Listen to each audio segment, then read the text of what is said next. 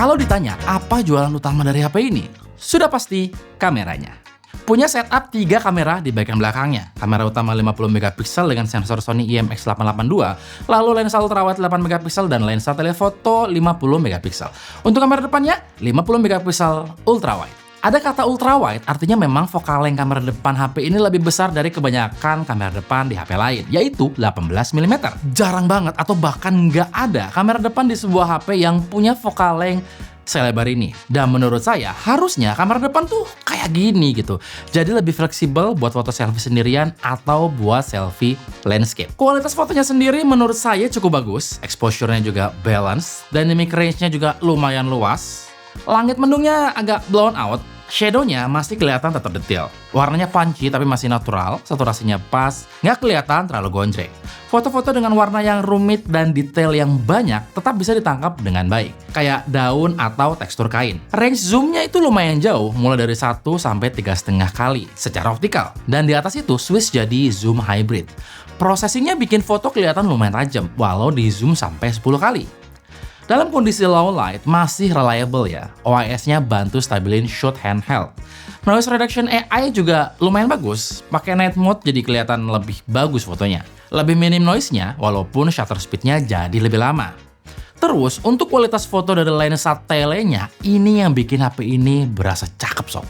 3,5 kali optical zoom-nya itu ekuivalen dengan focal length 85 mm, dan hybridnya sampai 120 kali zoom. Prosesingnya lumayan agresif juga, mau di zoom sampai 120 kali pun foto akan berusaha dipertajam. Di satu sisi bagus, di sisi lain aneh, karena kadang jadi kayak objek yang nggak kita kenali gitu. Sebelum bahas kualitas foto dari lensa ultrawide, saya mau sedikit highlight soal kualitas foto portraitnya.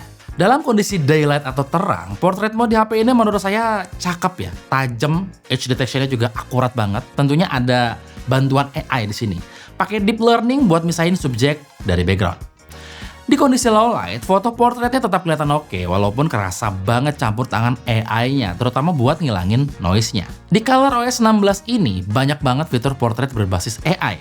Ada menu yang namanya AI Editor di galeri, di mana di dalamnya banyak banget fitur editing berbasis AI, mulai dari AI Recompose, AI Eraser, AI Perfect Shot, Enhance Clarity, Unblur, Remove Reflection, dan ada AI Portrait Glow yang bisa secara otomatis bisa adjust foto portrait. Jadi jauh lebih bagus ya, walaupun foto diambil dalam kondisi pencahayaan yang nggak ideal. Pokoknya foto portrait bisa langsung jadi cakep deh pokoknya. Pokoknya mulu bang. Lanjut ke lensa ultrawide, menurut saya ini doang yang kerasa agak cupu ya. Di kondisi terang, fotonya menurut saya oke aja, tapi nggak wow. Detailnya cukup di center, tapi edge distortionnya lumayan kerasa ya.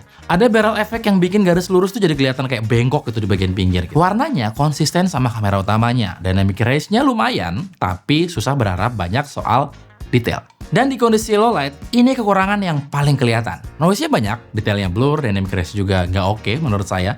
Night mode-nya lumayan ngebantu dikit, tapi prosesnya lambat dan hasilnya lumayan grainy ya.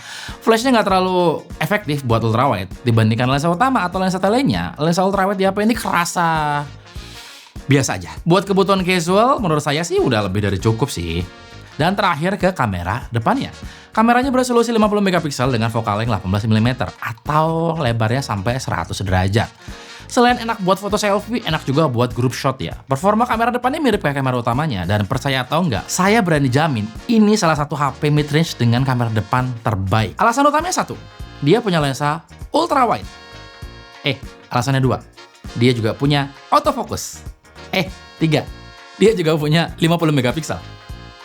Nggak ada obat emang. Di kondisi daylight kelihatan tajam, warna pop up, skin tone natural, dan yang paling mahal tentu aja autofocus. Buat dijadiin senjata utama buat ngonten, kayaknya udah sangat reliable deh. Untuk selfie portrait juga oke, bokehnya lumayan oke, tapi masih kelihatan artificialnya ya. Beda sama kamera belakang yang memang optikal. Ada dua opsi zoom yang bisa kita pilih pas ambil foto portrait, yaitu selfie 0,6 kali dan selfie 1 kali. Ini adalah hasil perekaman video kamera depan dari Oppo Reno 15 5G, di mana kamera depannya bisa merekam video di resolusi 4K 60. Hasilnya bagus, seperti biasa. Untuk urusan rekam video, Oppo tidak pernah gagal menurut saya. Dan ini kondisinya emang lagi sangat berangin sekali. Ceritanya hari ini lagi jadi mas-mas SCBD. Biasa kalau habis makan siang kan bubar tuh di SCBD rame gitu. Makanya sekarang kita lagi jalan di SCBD yang memang sangat barangin sekali. Dan di sini saya kebetulan ketemu sama mas-mas SCBD lainnya. Kenal? Kenal pot. Oh. Ini gue lagi bingung nih jalannya kemana ya? Halo. Jadi kita sedang mencari. Kayaknya nggak lewat bawah deh, lewat atas deh. Ya, lewat sini. Iya. Begitu hasil videonya. Oke.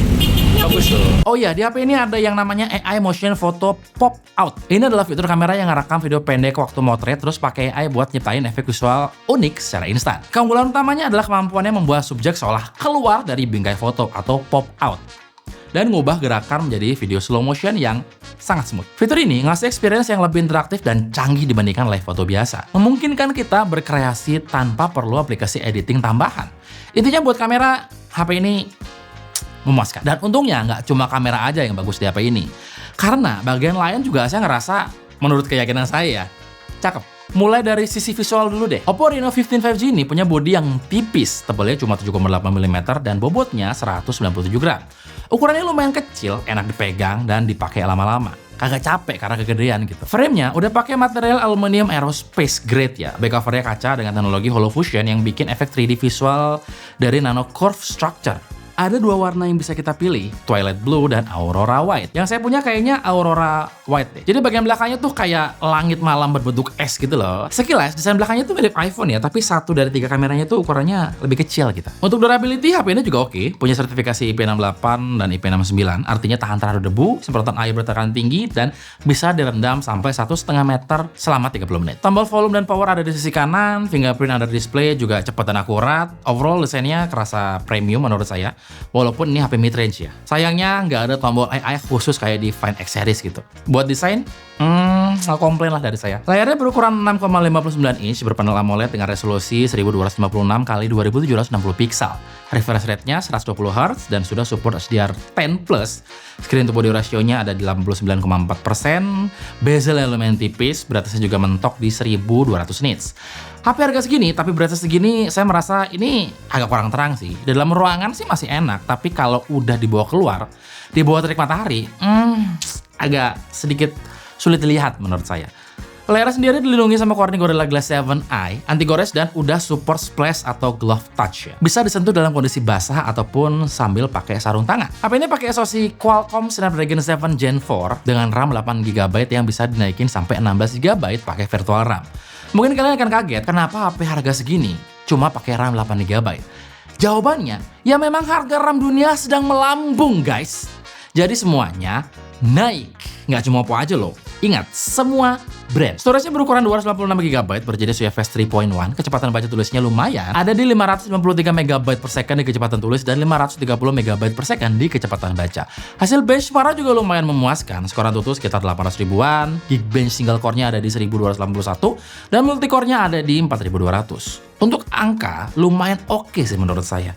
Maksudnya kayak ini tuh lumayan smooth dan lumayan ngebut loh. Pada prakteknya, buat penggunaan casual daily kayak nelpon, WhatsApp, buka IG, dengar musik di Apple Music, brain rotting di TikTok, sampai nonton debat politik di YouTube, smooth-smooth aja tanpa kerasa ada lag yang mengganggu gitu. Buat main game juga lancar, karena Delta Force, Mobile Legends, Seven Knight, jalan sangat lancar tanpa kendala. Performa HP ini juga cenderung stabil ya, walaupun dalam pengujian kelihatan ada sedikit gejala throttling yang lumayan signifikan. Nggak ada sistem pendinginan yang advance di HP ini, jadi buat heavy editing atau multi-app yang berat, agak kerasa nut-nutan kalau dipakai lumayan intens ya. Beberapa fitur tambahan juga ada buat maksimalin performa di HP ini, kayak AI Hyperboost 2.0, bantu stabilin frame, dan AI Link Boost 3.0 buat koneksi Wi-Fi 5G lebih stabil. HP ini juga punya setup speaker stereo, suaranya lumayan balance, clear di volume sedang, tapi kedengeran sedikit agak distorsi ya, kalau volumenya dimaksimalin, atau di boost sampai 300%.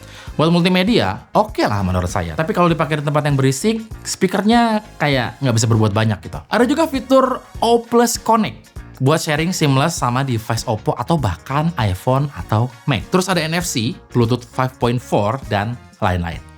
HP ini pakai Android 16 dengan antarmuka ColorOS 16. UI-nya itu kelihatan clean, customizable. Pokoknya saya ngerasa nyaman banget pakai UI ini. Bahkan ada Trinity Engine ya, yang bikin scrolling atau gaming di HP ini kerasa lebih fluid gitu. Bahkan dijamin sampai 6 tahun. Update yang dijanjiin adalah 5 kali major OS upgrade dan 6 tahun security patch. Sayangnya, bloatware-nya masih banyak banget, buset. Untungnya, masih bisa di-install. Banyak fitur AI di HP ini, thanks to ColorOS 16 ya. Ada AI Mind Space juga, otak kedua berbasis AI yang memungkinkan kita nangkap atau nyimpan dan mengorganisir semua konten yang ada di layar, kayak teks, gambar, atau artikel secara otomatis ke dalam satu wadah pintar, cukup dengan swipe 3 jari ke atas. Terus ada AI Translator buat real-time translate ya. Ada AI Call Summary, ada AI Voice Scribe, sampai AI Motion Photo Eraser buat hapus objek bergerak di foto. Pokoknya, fitur software berbasis AI mah bejibun di sini. Untuk baterai, kapasitasnya 6500 mAh. Dalam pengujian PC Mark bertahan sampai 28 jam. Buset! Dalam real time usage bisa bertahan sekitar 1,5 hari dengan penggunaan casual ala saya ya. Udah support charging 80 watt super VOOC, 5-100% itu terisi dalam waktu 50 menit aja. Standar Oppo lah, ngebut banget nge-charge-nya. Tapi nggak ada HP yang sempurna, termasuk HP ini. Ada kelebihan, pasti ada kekurangan juga. Untuk kelebihannya, desainnya premium, yang udah punya sertifikasi IP69, baterainya gede 6500 mAh dan sudah support VOOC 80 watt. Untuk kameranya keras solid, baik itu lensa utama, lensa telefoto, apalagi buat foto portrait dengan optical zoom 3,5 kali yang hasilnya cakep banget. Ada kamera ultrawide juga, kepake buat ambil foto-foto landscape ya. Experience juga lancar berkat ColorOS 16 yang smooth banget ya. Fitur-fitur AI-nya melimpah dan yang paling asik jaminan update yang panjang, yaitu 5 kali update OS dan 6 kali security patch. Terakhir, layarnya pakai panel AMOLED 120Hz yang tajam dan ukurannya juga pas gitu, nggak terlalu kecil dan nggak terlalu gede. Terus untuk kekurangannya, oke, saya akan jujur ya, ada beberapa hal yang perlu kalian tahu soal HP ini. Pertama, performanya yang masih pakai Snapdragon 7 Gen 4 itu bisa dibilang cukup aja gitu, alias nggak spesial banget. Apalagi kalau dipakai main game lama ya, dia gampang panas dan throttling-nya lumayan kerasa. Terus, pas dipakai di luar ruangan, layarnya juga agak kurang terang gitu loh, karena beratnya cuma 1200 nits dalam kondisi peak. Terus, kamera ultrawide-nya juga biasa aja menurut saya. Detailnya gampang hilang dan warna yang ditangkap juga kadang nggak konsisten. Oh ya, HP ini juga lumayan banyak bloatware ya. Nggak lumayan sih, banyak banget malah menurut saya. Walaupun untungnya masih bisa di-uninstall. Terus kekurangan terakhir menurut saya, RAM-nya cuma 8 GB. Tapi overall menurut saya ini HP bagus. Bukan HP yang terlalu overwhelming memang, tapi bisa diandelin di segala skenario. Kamera bagus, baterai awet, desain cakep, plus fitur banyak sob. Apalagi yang kalian cari?